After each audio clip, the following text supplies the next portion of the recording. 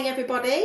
Welcome to the Female Voice podcast, the show where we champion women in business and female founders contributing to the ecosystem and to the UK economy. I'm Roxanne, and each episode we dive deep into stories and struggles that the trailblazing women in our industry. This isn't just about storytelling, it's about impact. Women-led businesses contribute £250 billion to the UK economy if they had equal access to finance, the same as their male peers. So today we're going to try and challenge that narrative, have a discussion. We've got the amazing Mollie Elliott with us this morning from Bibby Commercial Finance.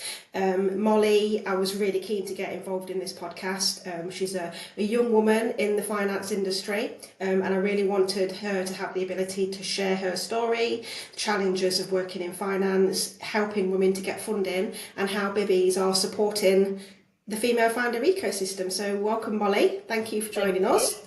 Thanks, Roxanne. So to start off, I thought I'd give a little bit of a background about me and how I came to work in commercial finance. It's not the traditional route that many people think that it is. So I am a fully qualified nursery teacher. I've worked in early years settings for a lot of years before navigating across to finance. It was not, so I've got no financial training, no financial background whatsoever until I started working at Goodman Corporate. I joined the board back in 2014. So it's not kind of the typical educated financial kind of background that many people in this industry have. So what's your kind of background? How did you get to work in commercial finance?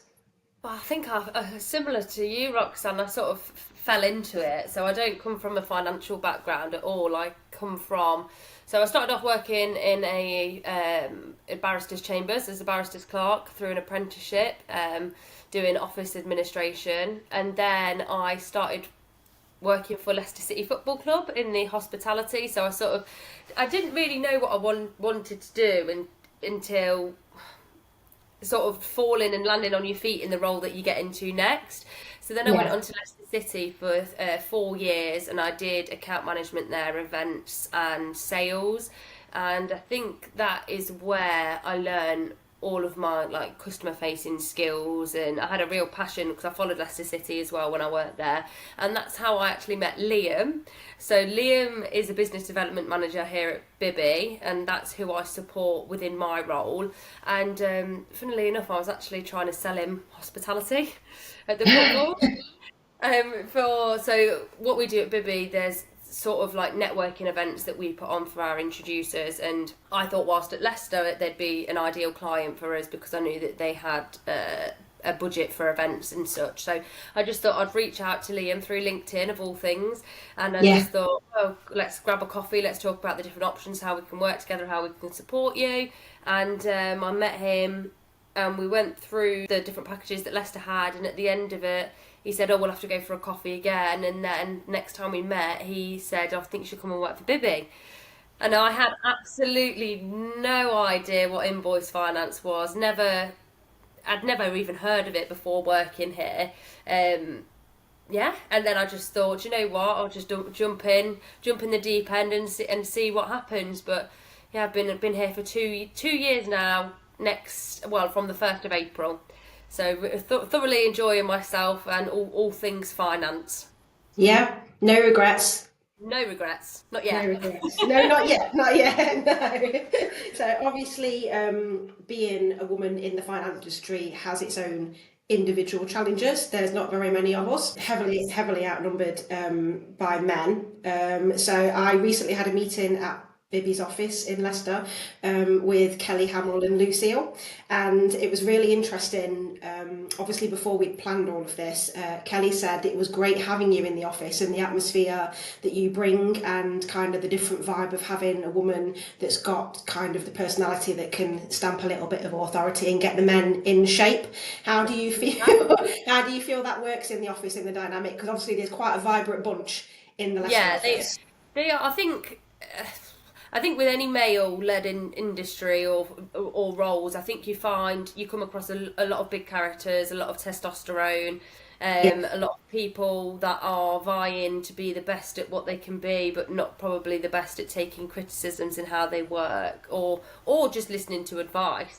But because I've I had no background of what finance was, and I find that I always learn better as an individual by just asking, just being open and honest, and being honest with the knowledge that I didn't know, and helping others with the knowledge that I did have. Because obviously I came from, because I was working, a lot of the guys in the team were actually a bit younger than me, so I've been, although not working in finance, I did have a customer facing role, very sales led, very events and, you know, account management. So I don't lack confidence in my availability, my knowledge, sorry, and what I can do. It's just that I think as a female, and I mean, we've got another young lady who's in the team support, and there's another couple of young ladies actually, and I've found that females are always more open to asking questions and to learning and listening, which is a positive for us, really, for, in, you know, being a female, because we've not got that.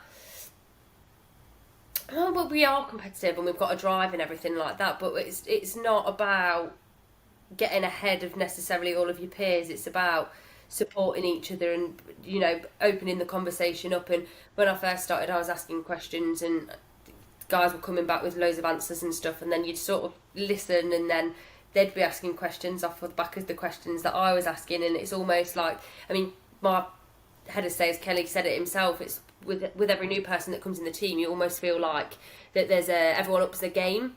But because the dynamic did change massively, because I don't know what it is about lads. I mean, I've always worked with lads with a football background and everything. Yeah. Finance. They just seem to be quite guarded, very confident, and they come across with a lot of confidence, but then probably not as willing to open up and engage and show their vulnerability in areas that they don't know. Whereas personally myself, I want to be an expert across everything, so I will just ask, and I will let people know that I don't know I don't know the answer. So, and it sort of made them come out of their shell a bit more. And I think that the team dynamics now are massively different in comparison to when I first started. Yeah, I think that's a really interesting perspective. Obviously, women do kind of historically lack kind of the self-confidence and the knowledge to go out and seek funding options in the first place. So I think that's, like you said, having the ability to ask questions, having the ability to kind of go out and be in charge of your own destiny and the impact that you have on those around you. I think that's a really relevant to the female founder discussions. That's why specifically we try and work with women within the finance industry, because it's easier to have a conversation. Yes. On a woman-to-woman level. There's the kind of, not the fear of, there's a question I've got, is it really stupid? Are they going to laugh at me? They're not going to take me seriously. So having that perspective from your side of the fence, because you're the first lender that we've had on the podcast. We've always in the past had actual female business owners. So I think having the perspective from you today is really key to try and make everybody aware that women are in the finance industry. You are there to help, you are there to listen, and you really can help to make a difference. I know that Bibby, you've got some really key people within the bank that are championing equality and diversity. I know you've got Lucille, she's fantastic. How do you feel that Bibbies are managing them, and do you feel that there's been an upturn in women that are approaching you for funding? Do you think there's kind of more confidence around the fact that Invoice Finance is one of the best and most sustainable ways to grow a scaling business? Yeah, I do feel like since I've started, my eyes have been open to the difference in female founded business in comparison to male founded business, and it's almost like, it's quite sad really. It's almost like quite a niche, which shouldn't be seen as a niche because we are out there, but maybe the females, because I don't know whether I should say peacock, because because males do tend to peacock, and they'll go out and speak to the male introducers, and it is quite overpowering. That, you know, it might not be that we've not funded as many female businesses as what we should have, but it's not because it's not something we're against, it's just because that's not been our target audience over the last however many years. And I think like you say, you know, there are females that work within the industry. We are Bibby, I feel heavily supported at Bibby by other female employees. We are constantly pushing to be the best that we can be and empowering each other within the workspace. I mean, I've had opportunities since being at Bibby to attend female-only events to drive, that sort of sector and that target audience in comparison to what it was 10, 15 years ago. You hear about the Bibby of the past and how much it's changed. And I mean, it mirrors in society, doesn't it, that females are not slowly, but it is changing for females, isn't it? And the fact that we can push ourselves to be more noticeable, and I think with females as well, because we're not as confident, but to get that confidence we do it through knowledge. Personally, I do it through knowledge, so I know that if I'm speaking to female founders, that they can feel more comfortable speaking to me, and I'm not any less knowledgeable. In fact, probably maybe potentially more knowledgeable than some people, because you have to rely on your knowledge if you've not got that sort of charisma and you stand out within the industry just as you are as a person anyway. But we are really supported at Bibby. I mean, times have changed. I've spoken to people at Bibby when 10 years ago that it was a man's world, basically. It's not now, and we are driving for more diversity and attending more events and being more seen to be doing more, being willing to do more, and it is the guys as well at Bibby that are pushing for that as well, because we know that it is different for female founders. It might be silly things like, for example, an engineering business, there is a single director and shareholder, and it happens to be the wife rather than it being the husband.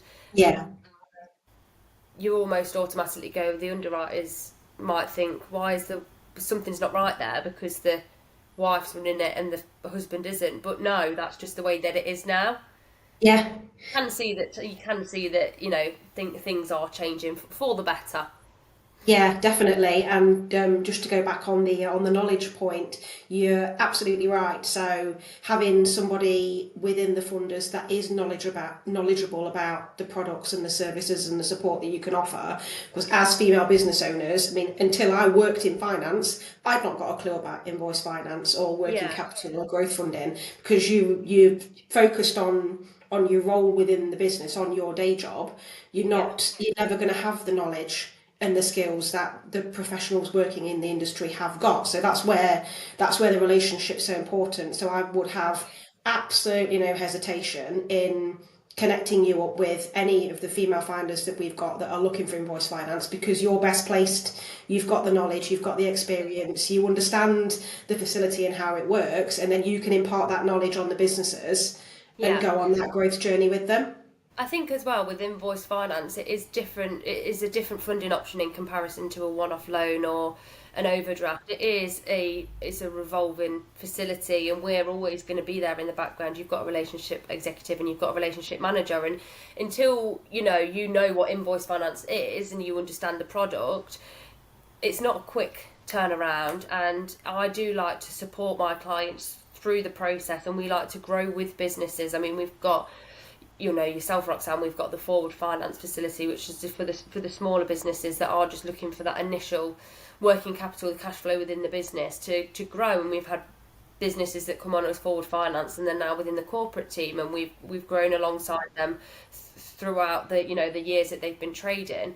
I think invoice finance it does open so many doors for different businesses, but because maybe it's not shouted about as much as the other funding options, people don't necessarily know. But I think it's because, as well as a female, I feel like if I'm entering into an agreement with somebody, I want it to mean something, and I want to know that I'm going to get that support, and to be able to to know that a funder actually does want to grow with you, rather than just I want a one-off facility. And then I think that is something that I personally would prefer anyway. And and even if the team in general, although there's like more males on the team than there is female, I know that I've got the support from the males within my team, that if I didn't have the knowledge and if I didn't have the experience, even if if the prospect it was female led and they wanted female support, I know that I would be able to provide that facility and they would support me with anything that I didn't understand as well. And they are, they're my biggest supporters, really, my team. So I'm Yeah. lucky. Yeah, it's exactly. We've said that time and time again. Having male advocates and key men within the industry that understand and support can help with the knowledge, and obviously training women that are coming up through the industry that want to obviously make a difference, make an impact, help businesses to grow. So we're never. I always say I'm never going to sit here and say that all men in finance are terrible. That's absolutely not the case. Some of them are Yeah. golden, and we couldn't do what we do without them. Yeah. Absolutely. So having those key advocates and champions within the institutions that we work with is absolutely, it's so important. Yeah, and I know firsthand the team that you've got in Bibby's Leicester they are brilliant. Yeah, They we really are. are. We are very lucky. I mean, there's nothing, if you were fighting a losing battle within your own office, then you wouldn't really have a leg to stand on, would you? But the guys are really supportive of me, and they will consciously as well. I know Kelly will. He will go out of his way to help me at the minute with like my networking and building that introducer base.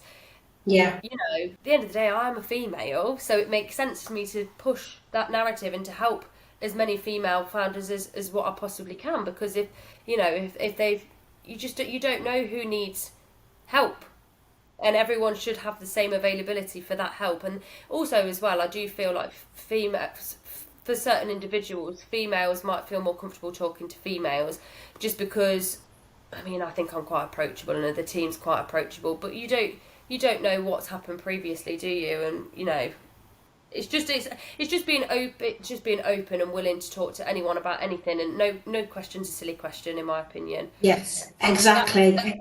Yeah, exactly. No question. You don't know what you don't know, do you? exactly. And that's why having women within the industry is so important, because as you said, I find everyone that we've dealt with, they were happy to have a woman because it makes it more relatable. You're more likely to buy and be incentivized by somebody that looks like you, whether that's a female, ethnic minority, disability. It kind of Yeah. covers all of those underserved communities. So going back to you as Mollie, Yes. have you ever across your career, have you ever faced any situations where you think you've been disadvantaged because you're a woman? I think both yes and no. I was speaking to some of my colleagues within the team before coming onto the podcast, Roxanne, and one of my colleagues is a female, and she works within the construction industry, and the difference between myself and my colleague just in those two industries is quite noticeable. So Yeah. yeah, so construction is quite male led. Yes. And on several occasions, my colleague mentioned that she has been questioned about her knowledge because, if you want me to be honest, because she's a female. Whereas I work in the commercial team, so on occasions, I mean, I've met with some very clever people, accountants and things like that, and then it might have come across that, but I'm not bothered about asking a question. So for me personally, it's not really affected me, but I can completely understand why it has affected people and why it is, Yeah. why it does happen. But it may happen in the future to me. It might not, but it doesn't personally affect. It used to affect me a lot when I worked in football, Yeah. because I mean the amount of times that you don't know that, well, you don't know nothing about football. Rah, rah, rah, why don't I?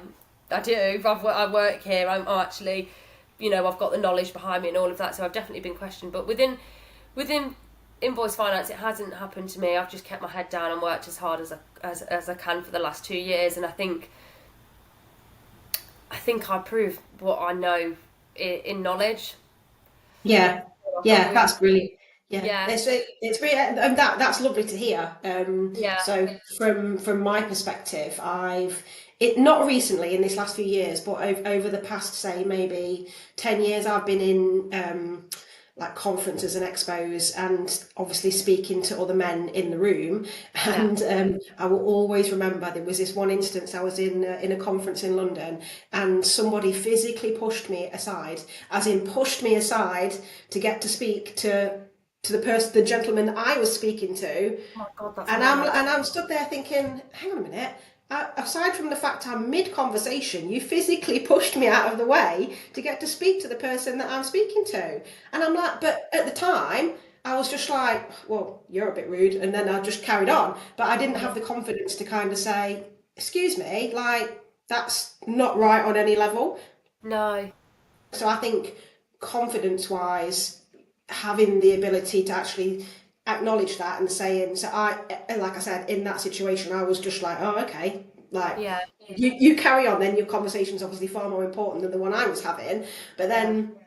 then obviously now I've kind of understood a little bit about finance works and networking, and I have to go into the room and kind of own my space rather Yeah. than just kind of hover in the background and I think like, a lot well, of I'm kind of nervous to speak to people, and kind of I have had to work hard to get over that, and I think that's really important in this industry because there aren't many women. There's hardly any women brokers, and the ones that I do know are absolutely smashing it out of the park. yeah. But they are kind of super confident and they're really go-getters, and I think that was Yeah. a real challenge for me to overcome because I've never been kind Are you of in smashing it, that. Roxanne? Oh, I'm genuinely trying my hardest, but I know that my team in the office, Sydney in particular, she's like, you need to get out there, you need to do more videos, you need to get your face on camera, and I'm like, I'm not comfortable doing it, but it's something that I've got to learn, and I've had to learn quickly to try and get over the kind of the confidence, self-doubt, hesitation, Yeah. kind of, am I good enough at doing this? And I think having, obviously, you can relate that back to the other industries that you've worked in as well. Yeah. I had imposter syndrome last year because I was Yeah. doing, yeah, because I thought like I was doing well in invoice finance and I just felt like I didn't belong in invoice finance because I was surrounded by people that were so knowledgeable, like Kelly. How Yeah. many years has Kelly been here? And like Liam and Jez and the guys on the team. But then it sort of went in my shell for a few months.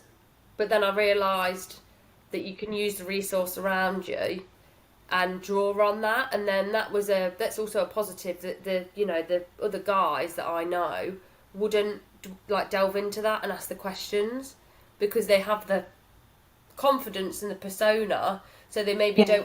don't want to be seen as being weak by asking the question, whereas I think that I'm going to draw on that. You all know that. Tell me everything that you know, and then I'll use that to help people moving forward.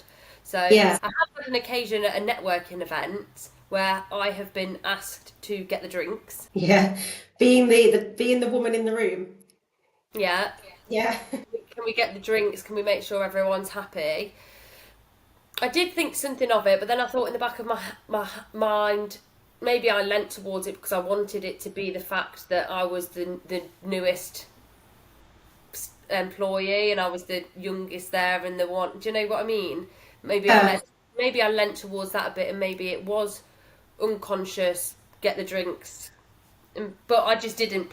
I just didn't play into it. That I just didn't yeah. think anything of it, which maybe, maybe it was, maybe it wasn't. But I haven't personally experienced anything. But you've also got to remember that at the minute, because I am still learning and going out, and I am so supported by everyone around me. I've not had to necessarily build a platform as quickly as you and do all of that, because if I was doing that I'd probably be nervous as hell, Yeah. and and I am quite lucky because I'm supported by everyone in the team. I think that is the key difference. Yeah.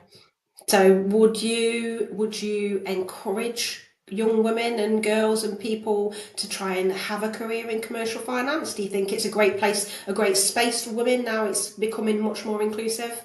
Definitely, definitely. I mean, I've been to networking events before, for finance, just in general finance, and you walk into the room and you're surrounded by 50-year-old white males in suits. Yeah. Yeah. Yeah, you are. And then I've Yeah. been to other events, and you've got new up and coming, even if they are younger lads or anything like that. But you do tend to see more females at the networking events now that I'm attending anyway. And I would definitely push anyone to do it. It is a career. It's a career for life. You know, not one day's the same. You are constantly seeing different businesses, helping different in different ways for different needs. You're learning about different industries, and you know constantly learning. And this you know, within Bibby, the different departments, there is diversity now as well. So you're not just constantly working with males. That, you know, it's females as well, and there is that support within Bibby at the moment to really push and drive on that as well. So I feel like it's a good place to be. Yeah, definitely. So from all the experiences I've had, obviously, we've known Kelly Hamill a long time. He was actually at our wedding 11 years ago. We've known him that long. Really? And he's one of the genuinely golden guys within the commercial finance industry. He genuinely is so Yeah. supportive of female founder and everything we're trying to achieve. Yeah. And I know that obviously the whole team that you've got of Bibbies are really supportive as well. I think if they weren't supportive and they weren't on the same page and they weren't how I would expect them to be, you wouldn't stay. Yeah, yeah. I definitely think from obviously having interacted with the whole team, I think now that obviously they've got you and they've got obviously other women that are on the team as well, having that diversity, you can offer kind of the ability that you can go out and say, well, actually, that's a really great female-owned business. I'm going to go out and champion that. I want to go out and help that business to grow, and then use that as a case study to promote to other women that perhaps haven't heard of Bibbies, haven't heard of Invoice Finance, don't know how it's one of the best ways to grow a scaling business for working capital. So the more that we do as women in the industry, the more we can talk about, the more we can collaborate, and the more we can go out and say, look, we've done this, we've seen firsthand, this is how it works. You need to get in the party, like come and join us. Yeah. I suppose it's just people knowing, isn't it, and being aware and really pushing what we can do as a founder, female founder businesses. Is if people don't know, then they're not gonna know. You don't know what you don't know, do you? You don't know what you don't know. Exactly, but you know, I would more than happily champion a female founder business. And the thing is, as well, like you say, it's not just something. It is Invoice Finance is quite personable. I feel anyway. I feel like it's not just a box ticking exercise, and you can go into a business and understand what they do, fill out one form, and then that's it. You are technically partnering with a business that you believe in. Yeah, yeah, and I love that relationship element, because if you just go into a bank and asking for a loan, then you kind of, whilst you might get your money and that's great, you will struggle to go back to them to ask a question, because perhaps it's gone through a portal, or it's kind of not it's not the sustainable relationship based growth that you get from a funder for particularly in Invoice Finance, because like you said, you are always there.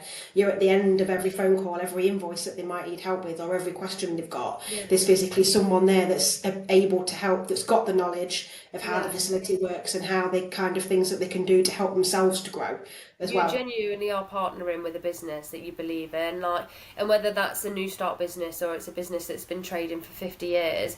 I mean, you know, we will help support any business that we feel is right for the funding. But again, as well, I feel like because Invoice Finance is quite technical and there's loads of different moving parts, we will also be able to support a business that we don't think is right for Invoice Finance and point them in the right direction.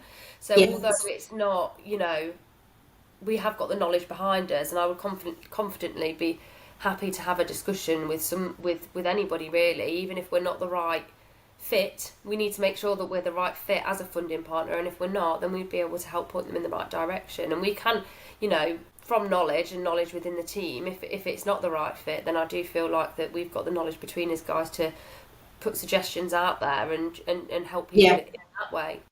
Yeah, exactly. Yeah, brilliant. So my final question, we always go out with the top tips. So do you have a top tip or a piece of advice that you would like to share with anybody that perhaps is looking to have a role within the commercial finance industry, or kind of grow their knowledge on what's available out there? Yeah. So I would say most important thing is to be yourself, because at the end of the day you are working with people and people understand people.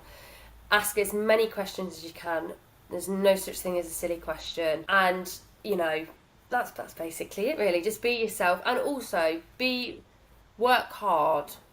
You do have to work hard, and there is a lot of information, but at the end of the day you are helping businesses, and if you if you're not offering the right deal, that's somebody's livelihood. So you have to be Yeah. confident in the knowledge that you've got, that you're doing the right thing, and just draw on anybody around you that's got any experience. And just, we are quite lucky that it is quite a niche funding facility that we're providing, but we are surrounded by industry experts as well, even people like yourself, Roxanne. And always just be yourself and ask as many questions as you can. Brilliant. Thank you so much for joining us today, Mollie. No, thank you for having me.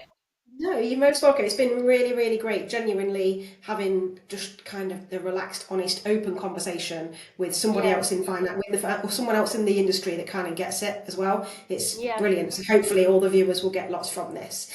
So as always, if today's conversation has inspired anybody to get in touch, please reach out, subscribe, follow, comment, like, share. Anyhow, any way that you want to reach out to us, we are open. We are here to help you, whether you're just starting going out on your finance journey, whether you're an experienced operator or a multi-million-pound business, we are here to help any business, female owned or majority led, at any stage. Thank you for listening. Thank you so much. Thank you.